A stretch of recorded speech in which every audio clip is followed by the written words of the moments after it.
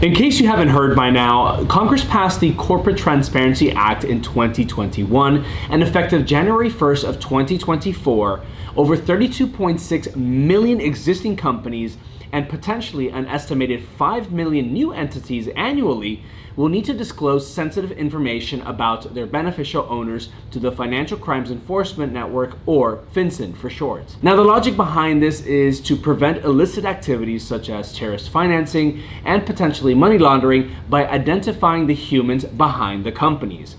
The violations imposed by FinCEN for not disclosing this information carries potential heavy civil and criminal penalties, including fines up to $10,000 and possible imprisonment. Now the question is any of this legal or constitutional?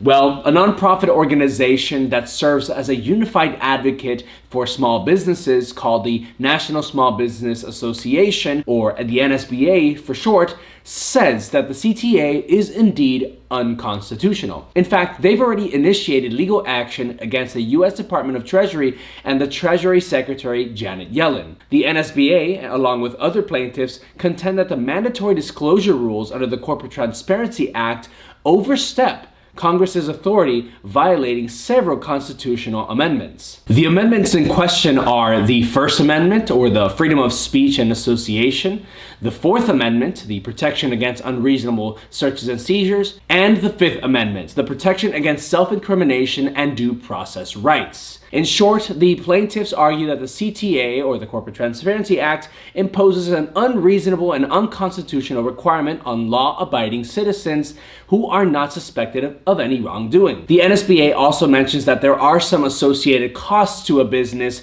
for filing these reports, which are, again, unnecessary and unconstitutional. Now, what does Congress think of all of this? Well, Congress is Congress, and of course, the Treasury and the Financial Crimes Enforcement Network both unanimously support the Corporate Transparency Act, asserting that it is within the Congress's authority under the Commerce Clause and the Necessary and Proper Clause. Furthermore, they argue that the Corporate Transparency Act is a crucial tool in enhancing the transparency to prevent money laundering and, of course, terrorist financing. But an Alabama court ruling declared that the Corporate Transparency Act, or the CTA, is indeed unconstitutional. This ruling's full impact on this reporting requirement remains uncertain and pending government appeal. However, the Treasury Department is complying with the court's injunction for now. The verdict's ripple effect could reshape the reporting requirements for businesses nationwide, urging vigilant monitoring by business owners and advisors as the legal saga progresses